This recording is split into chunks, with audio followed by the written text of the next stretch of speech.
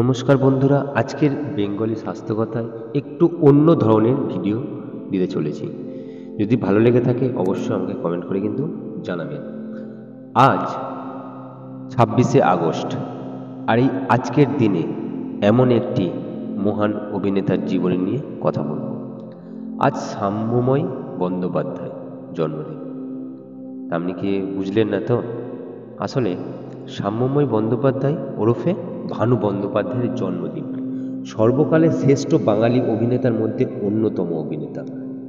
হাস্য কৌতুকময় অভিনয়ের সম্রাট আজও বিরাজ করে আছেন বাঙালির হৃদয়ে। স্বদেশী আন্দোলনে অংশ নিয়ে রিভলভার পাচার করে তারপর থেকে বিজ্ঞানী সত্যেন বসুর প্রিয় পাত্র হয়ে ওঠা ভানুর জীবন এমন নানান উপাদানে জড়িত আছে। চলুন আজকের ভানু বন্দ্যোপাধ্যায়ের জন্মদিনে তার শ্রদ্ধা যাপনে তার জীবনী কিছুটা জানা যাক। ভানু বন্দ্যোপাধ্যায়ের জীবনে কিন্তু অভিনয় এসেছিল একটু পণ করে, মানে জেদের বসে। ভানু তখন বেশ ছোট্ট। পাড়ার মঞ্চ বেঁধে অভিনয়ের প্রস্তুতি চলছে। যারা অভিনয় করবেন তাদের দলে ভানু নেই ঠিকই, তবুও তিনি স্টেজের পাশে দাঁড়িয়ে রিহার্সাল দেখেন। স্টেজের উচ্চতার থেকে ভানুর মাথার উচ্চতা বেশি। হঠাৎ কে একজন রিহার্সাল পাঠ করতে করতে ভানুর মাথায় লাথি মারে। ভানু লিখলেন, আমি লাথিটা ঠিক হজম করতে পারিনি। সেই থেকে পণ করলেন তাকেই স্টেজে নামতে হবে। সুযোগও হাজির হলো গুটি গুটি পায়ে। কিছুদিন পর পাড়াতে নতুন নাটকের মহড়া শুরু হয়েছে। পালার নাম রণবীর। ভানু যথারীতি নাটকের প্রতিদিন দিনের মহড়ার একজন উৎসাহী ও মনোযোগী দর্শক ও শ্রোতা। এই নাটকে যিনি উদয় সিংহের চরিত্র অভিনয় করছেন, তিনি পরিচালককে কিছুতেই সন্তুষ্ট করতে পারছেন না। একদিন তার অনুপস্থিতিতে ভানুকে উদয় সিংহের পাঠ বলতে বলা হয়। প্রতিদিন দাঁড়িয়ে দাঁড়িয়ে রিহার্সাল দেখার অভিজ্ঞতা কাজে লাগিয়ে সেদিনের মতো উদয় সিংহের পাঠটা করলেন। মহড়া শেষ, পরিচালক নতুন উদয় সিংহকে পেলেন, রোপণ করলেন ভবিষ্যতের এক কিংবদন্তি বীজ। এখান থেকে শুরু হলো ভানু বন্দ্যোপাধ্যায়ের অভিনয় জীবন। এরপরে উনি পালিয়ে কলকাতায় আসা। ভানুর দুই দিদি, লাল দিদি ও সোনা দিদি। সোনা দিদি হচ্ছে প্রকৃতি দেবী। বিবাহ সূত্রে উঠে আসেন শরৎবাবুর পালা অশ্বিনী দত্ত রোডে। 15-16 বছরের ভানু তখন ঢাকা থেকে প্রায়ই আসতেন দিদির অশ্বিনী দত্তের রোডের বাড়ি। এই সময়ে অহিন্দ্র চৌধুরী ও তুলসী লাহিড়ীর অভিনয় তাকে বিশেষভাবে আকৃষ্ট করেছিল। কিন্তু ঘটনাটি ঘটল 1938 সালে। ভানুর দাদা অজিত ব্যানার্জি পুলিশে চাকরিরত অবস্থায় মাত্র 26 বছর বয়সে মারা যান। এই ঘটনা পরিবারে বজ্রপাতের মতো এসে পড়ল। সংসারের হাল ধরতে ঢাকা বেরিয়ে চাকরি নিলেন ভানু। বেশ চলছিল। রাজনীতির সঙ্গে কিছুটা যোগাযোগ হয়েছে।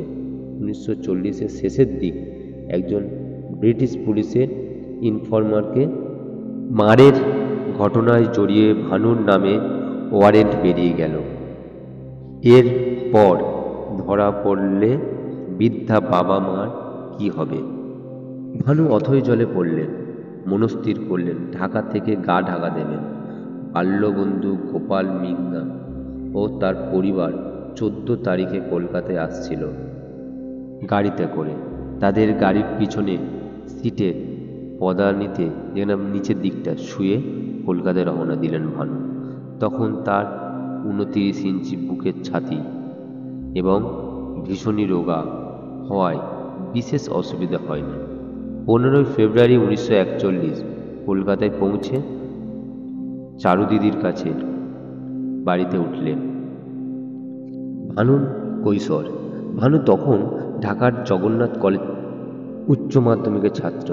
সেখানকার প্রজ্ঞা শিক্ষকরা কবি মোহিতলাল মজুমদার, কবি জসিমউদ্দিন, রমেশচন্দ্র মজুমদার প্রমুখ। তখন প্রতিষ্ঠান ও ছাত্রদের গর্ব।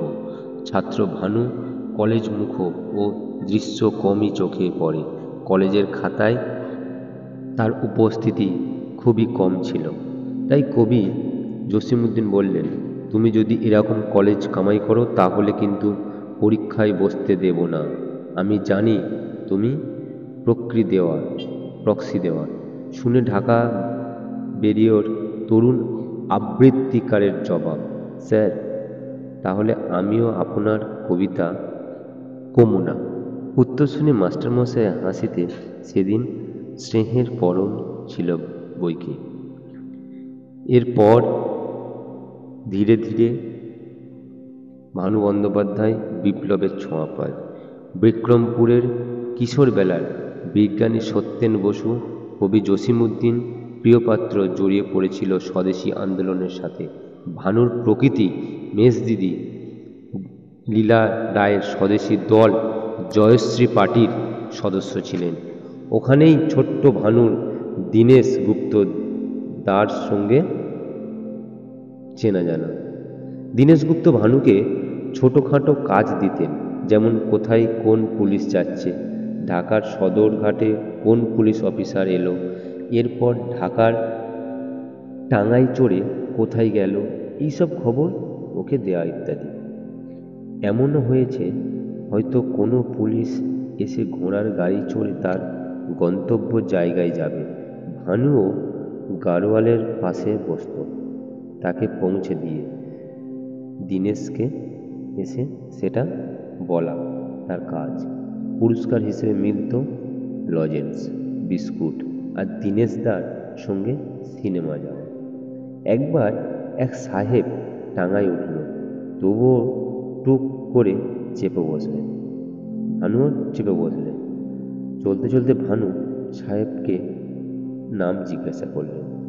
করাতে তিনি বললেন যে তিনি ইংল্যান্ড নন, জার্মানি থেকে এসেছেন। তার নাম হ্যার ভন। মহানন্দে দীনেশদাকে খবর পৌঁছে দিল ভানু। পরের দিন দীনেশগুপ্ত বললেন, তুই বোকা বানিয়েছে তোকে, তুই এটা বোকামো করেছিস। মাত্র 12 বছর বয়সে জড়িয়ে পড়েন স্বদেশী আন্দোলনে। বেঙ্গল ভলেন্টিয়ার্স দলে থাকার সময় দীনেশদার সূত্রে ভানুর আলাপ হন। চট্টগ্রাম অস্ত্রাগার লুণ্ঠনের অন্যতম নায়ক অনন্ত সিংহ এবং অলিন যুদ্ধের আরেক যোদ্ধা বিনয় বসুর সঙ্গে দীনেশের মৃত্যুর পর ঘনিষ্ঠতা বাড়ে। অনুশীলন সমিতিতে তাদের সঙ্গে কাজ করতে গিয়ে 1941 সালে নাগাদ পুলিশের নজরে পড়ে ও কার্যত বাধ্য হয়ে বন্ধুর গাড়ির ব্যাকসিটের পদানিতে শুয়ে চলে আসেন কলকাতায়। এখান থেকে শুরু হয় বিপ্লবী জীবন। বিনয় বাদল দীনেশের খুব কাছের একজন বন্ধু হয়ে ওঠে। এবার ভানুর সাথে পরিচয় হলো সত্যেন দা, যে যখন ঢাকা বিশ্ববিদ্যালয়ে ভর্তি হন সেখানে কিন্তু প্রখ্যাত বিজ্ঞানী সত্যেন্দ্রনাথ বসুর সান্নিধ্য পান। সত্যেন বসু বাংলার ফিজিক্সের লেকচার ভানুকে বিশেষ করে আকর্ষণ করেন।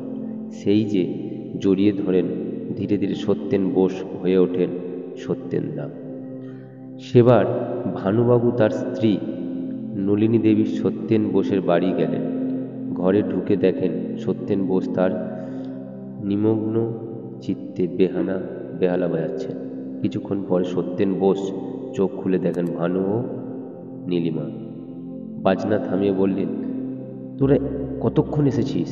নীলিমা দেবী বললেন, এই তো 2 মিনিট। বাজনা বন্ধ করলেন কেন সত্যেনদা? বাজান। দেবীকে তখন সত্যেন বোস বললেন, না, অনেকক্ষণ বাজিয়েছি, তুই এবার একটা গান শোনা তো নীলিমা, বলে নিজের স্ত্রী উষা দেবীকে ডাকতে ডাকতে বললেন, ওই গো শুনবে, এসো, এত বড় গায়ে এসেছে। এই বলে নীলিমাকে বললেন, একটা কীর্তন গান শোনা। নীলিমার গান যখন শেষ হলে ভানু সত্যেনদাকে চুপ করে ভানুর দিকে চেয়ে চেয়ে হাসছেন।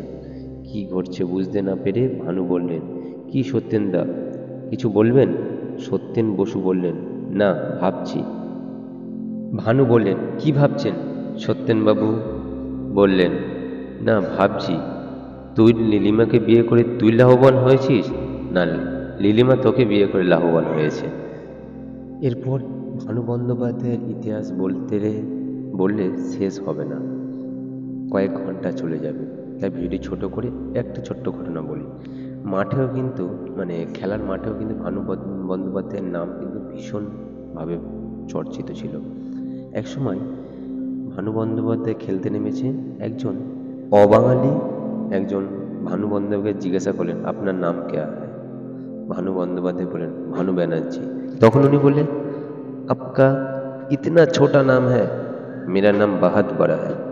তখন ভানু বন্দ্যোপাধ্যায় বললেন, এটা তো আমার সার নেম ভানু বন্দ্যোপাধ্যায়, আমার আসল নাম হচ্ছে অয় অজগর আসছে তেরে, আমটি আমি খাবো পেরে, ইঁদুর ছানা ভয়ে মরে, ঈগল পাখি পাছে ধরে। স্যারের চক্ষু তো চড়ক গায়। সে তখন বলছে, এরকমভাবে তোমার নাম হয়? হিন্দিতেই বলেছিল। তখন বলছে, হ্যাঁ, এটাই হচ্ছে আমার আসল নাম। যখন উনি অভিনয় করেন তখনও কিন্তু উনি অনেক নাম দিয়েছিল। যেমন একটা সংলাপের সময় ছবি বিশ্বাস জিজ্ঞাসা করলেন, আপনার নাম কি? ভানু তখন বলেছিল, কৃতার্থ বিশ্বাস। এইভাবে ভানু বন্দ্যোপাধ্যায়ের জীবনে প্রচুর ইতিহাস আছে, যেটা ঘন্টার পর ঘন্টা বললেও শেষ হবে না। যেখানে আমরা ভানু বন্দ্যোপাধ্যায়ের বিপ্লবী জীবন, খেলার জীবন, অভিনয় জীবন, যেটি অতুলনীয়, অবিশ্বাস্য। তো যাই হোক, আজকে বেঙ্গলি স্বাস্থ্য কথায় ভানু বন্দ্যোপাধ্যায়ের শ্রদ্ধা জানানোর জন্য ভানু বন্দ্যোপাধ্যায়ের জীবনী কিছুটা কিঞ্চিত মাত্র তুলে ধরলাম। যদি ভালো লেগে থাকে তাহলে অবশ্যই আমাকে কমেন্ট করে জানাবেন। সবাই ভালো থাকুন, সুস্থ থাকুন।